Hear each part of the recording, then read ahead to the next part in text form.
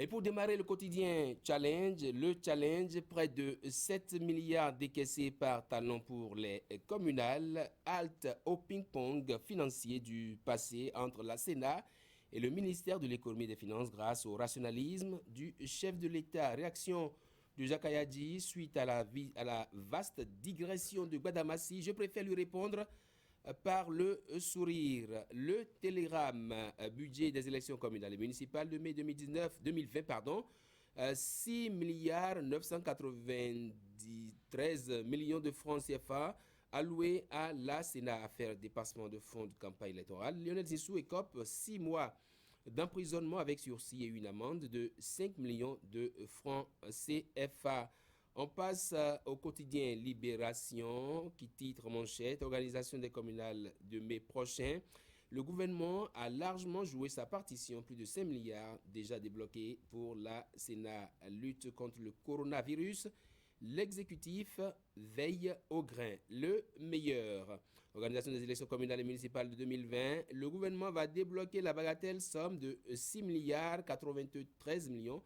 993 millions, veut dire ce journal, à la Sénat et autres institutions. Le président Patrice Talon a joué sa partition. Et puis, organisation des élections communales, toujours, du 17 mai. Le DGI, Nicolas Yenoussi, lance le retrait des quitus fiscaux. L'actualité, promesse de Fort Nyasingbi à la jeunesse togolaise, création de 500 000 emplois directs d'ici 2022. La jeunesse au cœur de son projet de société. Épidémie du coronavirus, Patrice Talon apporte son soutien au peuple chinois. Les 4 vérités, installation de coordination des 5 communes du plateau, 21e et 22e circonscription électorale. Adjawere, Ifani, Sakete Pobe et Ketou aux couleurs de l'UDBN. Enseignement au Bénin, les nouvelles conditions de passage en vigueur dès 2021-2022. Matin libre, imposition de factures normalisées aux entreprises, MECF, ces machines casse-tête de la DGI et puis dépassement de frais de campagne, de fonds de campagne ou frais de campagne après le verdict de la Cour. Lionel Zinsou ira jusqu'au bout, dixit son avocat, maître Robert Dossou. La Nation, février 2020, il y a 30 ans, la conférence nationale retour sur les 10 jours qui ont tout changé. Mémorable discours du président Kérékou, déclaration sur les objectifs des assises. Et Théodore Rollo ravive des souvenirs. On finit par le quotidien Maison Fraternité. 30e anniversaire de la conférence nationale du Bénin. Apprentissage démocratique, réforme politique en attendant un développement intégral, analyse et appréciation de certaines personnalités. À lire donc dans Fraternité, Patrice Talon tire lui aussi aujourd'hui leçon des erreurs de ses prédécesseurs, dixit Ousmane Batokor, Martin Sogba. Malheureusement, la conférence ne s'est préoccupée que des questions politiques. Dandy Niamou, professeur, notre modèle démocratique a créé des compromissions et marchandages. Et professeur Roger Guignon vit de dire il faut maintenir coûte que coûte notre démocratie pour ne plus jamais refaire l'expérience que nous avions faite. Voilà donc pour ce qui est de la une des parutions. Tout de suite, on va pour le duel.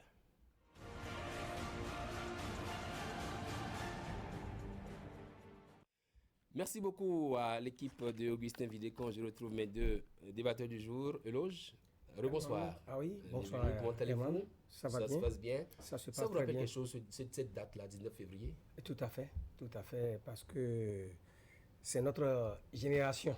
Ah oui. Même si nous ne sommes pas de la vieille génération, certains considèrent que, en réalité, la vieille génération, même c'est avant les années 60, 40, 50, mais nous sommes des années 60 déjà. Donc nous avons vécu l'événement. Donc un événement historique, de grande portée. Parce que, vous savez, ça a été unique à l'époque.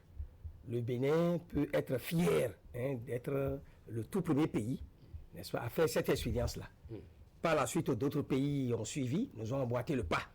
Mais voyez, tel que c'était parti, avec les difficultés économiques des années 80, avec l'expérience politique, le système politique que nous avons vécu, avec le général Mathieu Kérékou, n'est-ce pas?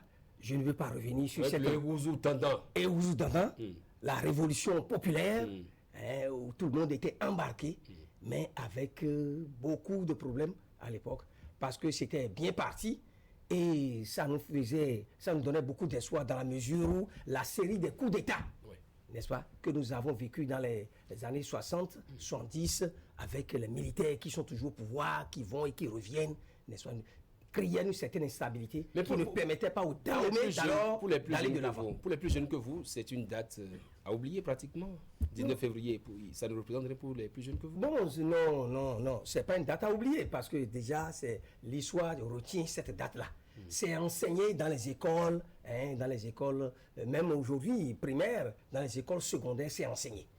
L'histoire enseigne ça et dans les matières, c'est enseigné. Vous prenez les élèves qui vont maintenant aux examens au CEP, vous parlez de la conférence nationale, ils vont répondre. C'est pas qu'ils sont, comment dirais-je, totalement ignorants de cet événement-là. C'est vrai qu'ils n'ont pas vécu, il y a des choses qu'ils ne connaissent pas, mais c'est enseigné, ça fait date dans l'histoire et on ne peut pas l'oublier. Et aujourd'hui, c'est le devoir de mémoire. Ça nous impose d'en parler. 30 ans après, avec les figures emblématiques de l'époque, à savoir Mathieu Kérékou, qui a été vraiment, n'est-ce pas, l'un des acteurs même, l'artisan de cette assise nationale. Il y a le général Mathieu Kérékou. On ne peut pas oublier Monseigneur Isidore de Souza, le regretté Monseigneur Isidore de Souza, avec son savoir-faire, qui a su conduire ces assises-là. Parce que Mathieu Kérékou... Avec son tempérament surtout aussi, parce que attention sur le tempérament de parce que Mathieu Kérékou, qui était présent à l'époque, et avec les problèmes que le pays a connus, les exilés politiques et puis les prisonniers politiques, c'était pas évident. Il ne savait pas l'issue que donneraient ces assises. Mais pourtant, humblement, il a décidé d'y aller. Donc là, il faut le reconnaître. Pour dire que ailleurs, d'autres chefs d'État auraient préféré confisquer le pouvoir. Auraient dit, tant que je n'aurai pas les garanties que tel que ça va se passer, ça irait en ma faveur, je ne vais pas l'organiser. Donc il faut lui rendre hommage pour cela. Et Monseigneur Isidore de Souza, voyez-vous, les discussions étaient très très houleuses. Tout à fait. Très houleuses. Et à un moment donné, on pensait même que ça allait basculer. Oui. On a parlé de bain de sang. Tout à fait. Mais Monseigneur Isidore de Souza a dit jamais, ça n'arrivera pas. Que Dieu nous préserve de ça. Il a su conduire les discussions jusqu'au bout. Sans oublier Albert Théveur, une figure emblématique, le rapporteur. Il y a beaucoup d'autres figures, on peut les rappeler ici. On va parler de Maître Robert Dossou, Maître Adamon Grace d'Almeida, de René moi également, beaucoup d'autres. Ça fait dans l'histoire et ça a permis au Bénin, n'est-ce pas, de sortir de cette situation difficile et critique là. Et de s'engager sur la voie de démocratie. Est-ce que vous pensez qu'après 30 ans, il faut toujours se rappeler cette date-là ou bien il faut... Pour nous qui sommes jeunes, est-ce que vous pensez que c'est important cette date? Non, mais je pense fondamentalement que à cette date, il faut célébrer cette date-là. Il faut souvent célébrer la conférence nationale. Et je pense plutôt qu'on ne célèbre même pas suffisamment la conférence nationale. Parce que vous savez qu'on ne peut pas passer ce tournant-là grâce à des figures telles que vous avez commencé à citer certaines figures, le général Mathieu Kérékou, Monseigneur Isidore de Souza, pour que chaque année d'ailleurs, qu'on ne célèbre pas ces grandes figures-là. Nous n'allons même pas attendre les 30 ans pour célébrer la conférence nationale. Et les évêques, c'est vrai que le doyen, je disais tantôt que c'est enseigné quelque part dans les écoles, c'est-à-dire que lorsque vous parlez de l'histoire du Bénin, on parle de la conférence nationale, d'accord, mais ce n'est pas enseigné en tant que matière. Les évêques ont souhaité, au cours de leur sortie médiatique hier, dans le cadre de cette célébration, les évêques ont souhaité qu'on fasse un programme en bonne et due forme pour enseigner les acquis de la conférence nationale. Et que ce soit un peu comme on parle des histoires des royaumes, des empires, et que véritablement qu'on développe tout un programme sur la conférence nationale pour permettre aux générations de véritablement s'approprier l'histoire de leur pays. Donc je dis, au-delà de la question de la célébration, au-delà de la question de l'importance de se souvenir de cette date historique pour la postérité. Parce qu'on dit, mais lorsque vous n'avez pas de racines, lorsque vous ne savez pas d'où vous venez, vous aurez du mal à vous comporter comme ça se doit. Aujourd'hui, lorsqu'il y a un petit problème au Bénin, on dit, mais attention, les acquis de la conférence nationale, on dit, mais attention, nous avons gagné la liberté au prix de lourds sacrifices. Est-ce que un peu sur les acquis aussi? Est-ce que cette conférence a vraiment eu des acquis, à votre avis? C'est ce que je fais comme ça, c'est pas moi je suis de la jeune génération, moi je suis pas assez vieux pour comprendre. Lorsqu'on parle des acquis, la liberté n'a pas de prix. C'est vrai qu'aujourd'hui, on peut tout dire. Le Bénin, si ce n'était pas si important, pourquoi beaucoup de pays ont copié ce modèle-là? Nous avons gagné en termes de liberté, en termes de leçons en matière d'institution, d'organisation de la politique au plan africaine. C'est-à-dire, beaucoup ont copié ce modèle béninois-là et ils l'ont appliqué. D'autres, selon en tout cas par rapport à leur réalité sociologique, ils l'ont appliqué. Ça veut dire que quelque part, ce modèle-là est un modèle... même si quelque part on trouve qu'il y a des choses à redire, si on trouve qu'on n'a pas tout dit au cours de la conférence nationale. Et on ne pouvait d'ailleurs pas tout dire au cours de la conférence nationale parce qu'il y avait des problèmes essentiels à régler la conférence nationale. Et les problèmes d'aujourd'hui n'étaient pas les problèmes d'hier. Et c'est d'ailleurs pour ça que les gens estiment que la démocratie ne peut pas rester telle qu'elle était à la conférence nationale. Donc les gens se sont réunis. Qu'il faut la réformer un tout petit peu. Les gens étaient en 90, ils avaient un problème sérieux. Il y avait une question de liberté. Il y avait un problème d'ordre économique. Quand on dit qu'il n'y a pas eu de question économique à la conférence nationale, je me dis, bon, c'est avec réserve. Mais c'est d'une manière ou d'une autre. Lorsque le président Soglo a pris après les rênes du pays, on a vu quand même que les bailleurs, il y avait beaucoup de financements et le pays a repris. On pense que le volet économique n'a pas été abordé parce qu'on était soumis au pass en ce moment. Mais si, avec les personnes de Bretton Woods, des trucs, oui. Au cours de cette conférence, mais qu'est-ce qui nous a conduit d'ailleurs dans le gouffre? C'est parce que d'ailleurs, à un moment donné, les fonctionnaires ont manqué de leur salaire. Nous avons pris le président Mathias Soba qui expliquait que pendant la guerre de Biafra, il y avait beaucoup d'étrangers qui ont quitté le Nigeria, qui étaient venus au pays, donc ils ont éjecté de l'argent dans le tissu économique béninois. Et en ce moment, on n'avait pas pensé au départ de ces gens-là. Et c'est après cette guerre-là qu'ils sont repartis, que le pays a commencé à avoir certaines difficultés économiques. Au-delà de ça, il y avait ceux qui n'étaient pas d'accord justement avec la gouvernance de Kéko à l'époque, qui sont partis à l'extérieur et qui ont également commencé par faire du mal au pays, donc par péter les intérêts du pays à l'extérieur. De ce fait-là, ces effets conjugués ont fait donc qu'on a eu des problèmes à payer le salaire fonctionnaire. Donc on était dans une crise économique aiguë. Oui. Comment est-ce que la gouvernement nationale non seulement était là pour régler les questions politiques, mais c'est également pour que justement on puisse trouver de nouveaux mécanismes et confier le pays à quelqu'un qui a l'expérience pour qu'on reparte également en matière économique. Et cela a marché. C'est normal que vous fassiez recours à Mathias Soba parce que c'est vous qui lui avez d'ailleurs fait l'interview et qui a été transcrite dans la Fraternité. Oui, ça a été, attention, du bon boulot là. Hein. L'interview d'Andy Niamou, d'Ousmane Batoko, mais c'était bien, ça nous permet de revivre un peu les dates de la conférence. Oui, allez-y. Quels sont les acquis de la conférence à votre avis? Économique. Et n'oublions pas, parce que lorsque les gens pensent qu'on n'a parlé que politique au cours de cette conférence-là, ce n'est pas vrai. Ils viennent de le souligner, que même avant la conférence, les problèmes qui ont conduit, n'est-ce pas, à cette assise, c'est les difficultés, surtout les difficultés économiques, où les fonctionnaires n'avaient pas plus leur salaire, où il y avait une crise économique qui persistait, d'accord, et qui ont poussé les populations dans les rues.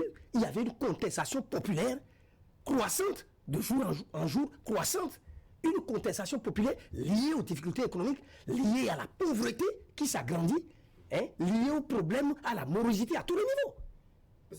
Même au niveau des étudiants, le libéralisme économique.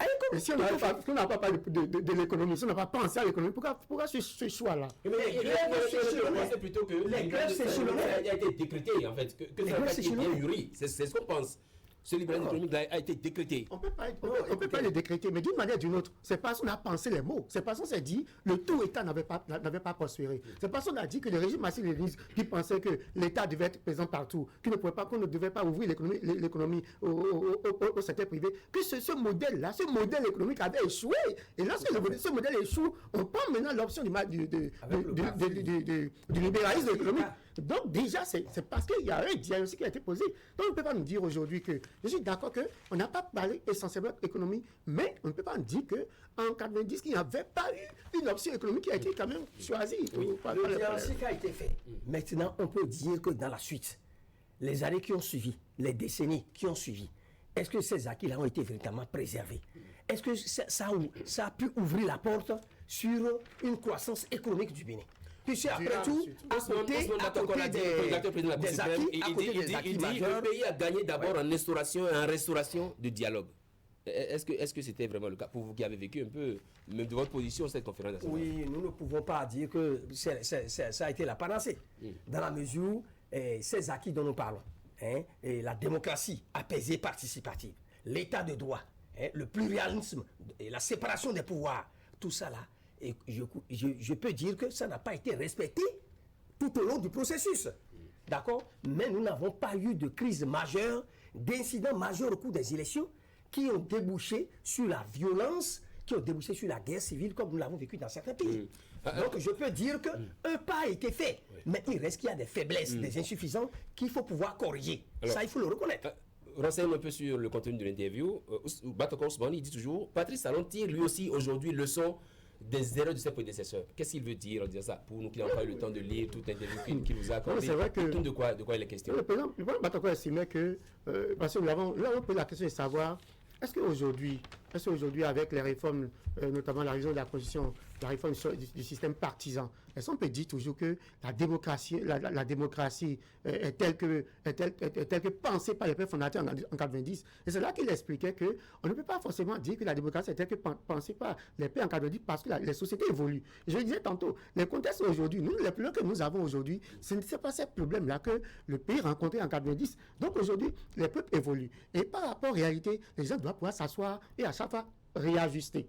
Et donc c'est de ça qu'il parle. Il dit, mais aujourd'hui, si Patrice Talon fait tout ce qu'il fait aujourd'hui, c'est parce que quelque part, il devrait tirer le son des différents présidents qui ont quitté, qui ont géré avant lui. Il a donné l'exemple du fait qu'on peut quelque part être fier parce que si avant la conférence nationale, on avait connu plus de 10 présidents, en 30 ans après, on a connu que 7 présidents. Et on a eu régulièrement les élections à la tête du pays. Et cela va de soi que chaque nouveau président puisse quand même tirer le son de la gouvernance de ses prédécesseurs. Il a notamment mis la censure, le régime précédent. Et donc, c'est à cela qu'il faisait allusion lorsqu'il parlait de la démocratie, pour dire que la démocratie n'est pas quelque chose de stable. La démocratie évolue selon l'évolution également des peuples. Le Ghanako, je cite la professeure agrégée Dandi Nyamou, elle dit, notre modèle démocratique a créé des compromissions et marchandages. Cet avis-là, vous le partagez? Oui, à un certain point de vue. Dans la mesure où, vous voyez, nous avons fait l'option du multipartisme intégral. D'accord? Du multipartisme intégral. Mais voyez l'expérience que nous avons faite avec les partis politiques qui se sont multipliés, créés comme des champions. D'accord? Mais est-ce qu'avec ce nombre, ils ont véritablement contribué à la consolidation de la démocratie béninoise? Nous avons vécu pas mal de choses. Aujourd'hui, les réformes du système partisan justifient le fait que cette expérience, à ce niveau-là, n'a pas marché. D'accord? Ça n'a pas marché avec les partis politiques. Vous voyez, tous ces partis politiques qui sont nés comme des champions, qui ont été créés, aucun d'eux n'a pu présenter un candidat qui a été élu aux élections. Vous êtes d'accord avec moi? Ce n'est que des personnalités que nous connaissons, des chefs de partis venus de nulle part, ou des nantis, n'est-ce pas, qui sont venus à la tête des partis, qui s'imposent, c'est eux qui financent les partis, c'est eux qui élaborent les listes électorales, c'est eux qui proposent au gouvernement un peu partout. Or, un parti politique ne peut pas fonctionner. C'est un parti politique, c'est après tout une vision, c'est une idéologie. D'accord, mais dans ces partis, nous ne le voyons pas. Aujourd'hui, bon, au moins, même s'il reste à faire, on parle de l'Union progressiste, on parle du bloc républicain. Et les partis, tout ça là.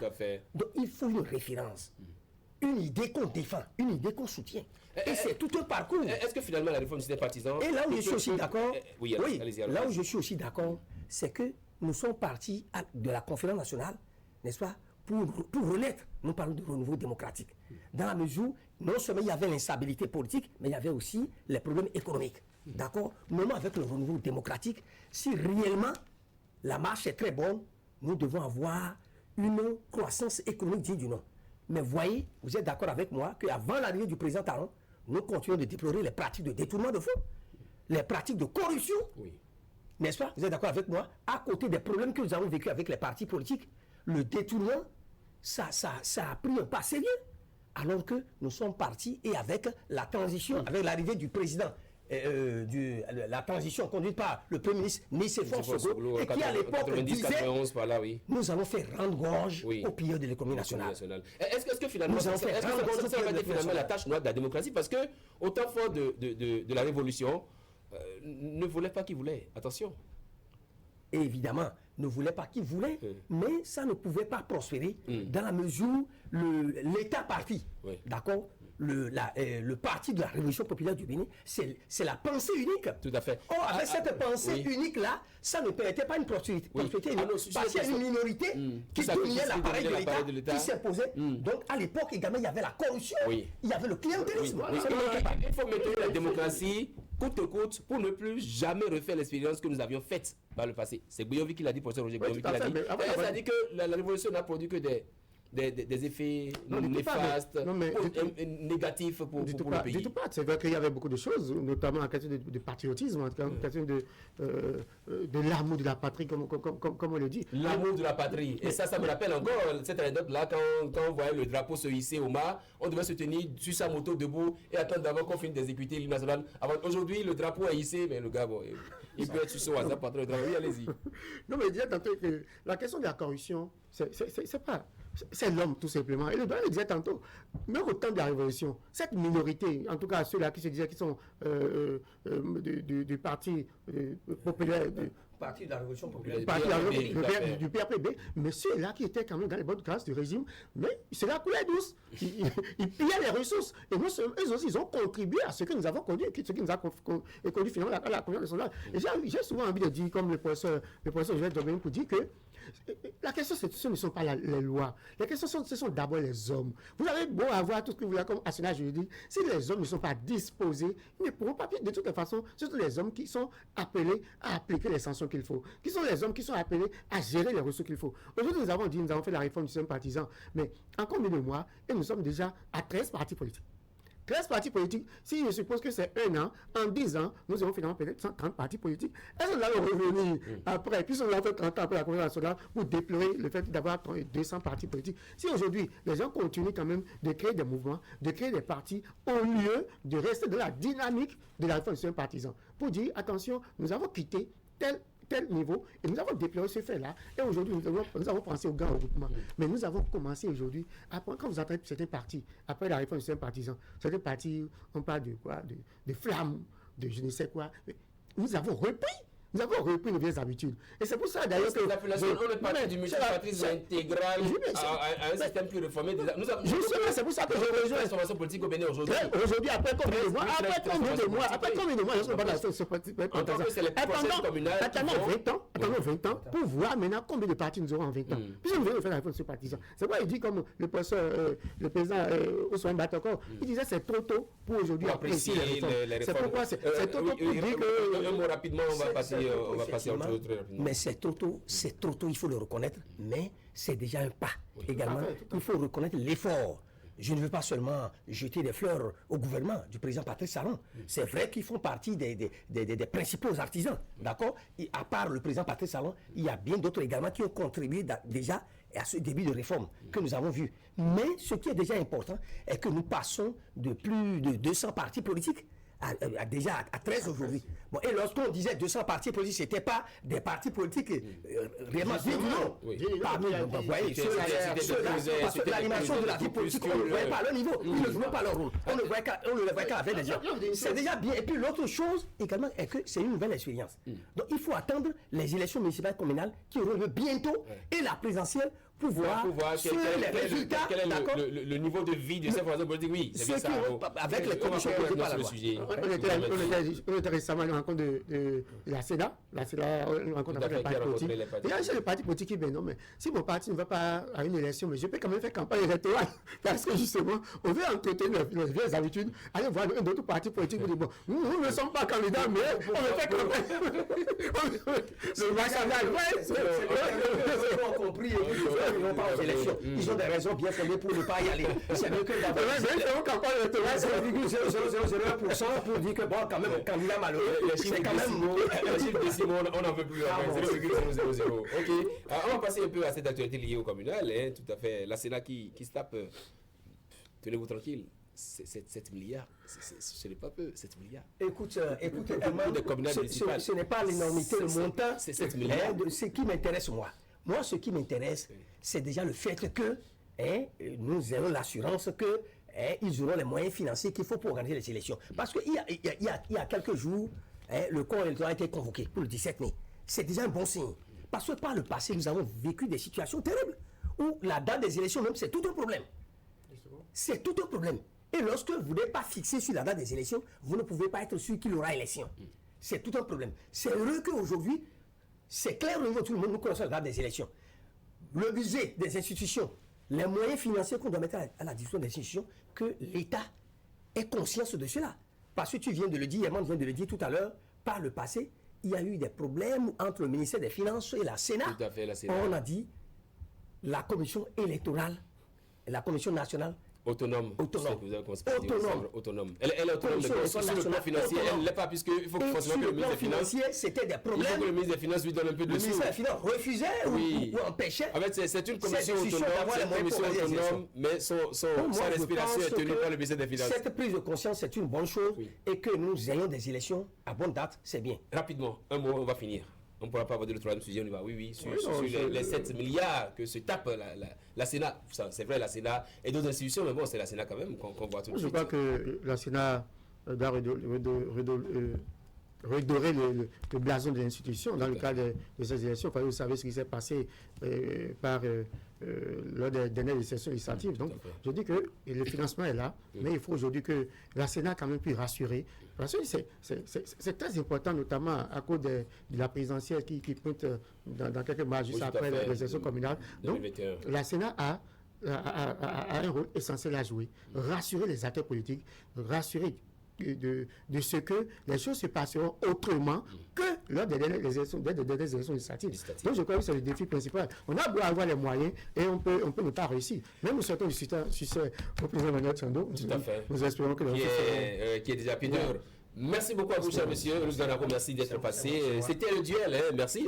Je vous serre la main. Merci, cher Luz Ganaro. Arnaud Doumarou, merci d'être passé sur le duel.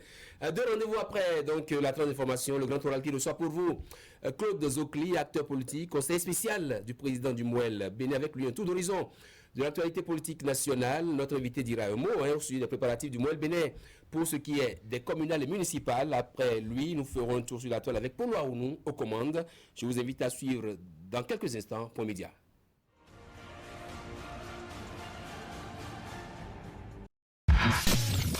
C'est un jour anniversaire, heureux anniversaire donc à tout le peuple béninois. Maintenant, on fait le compte.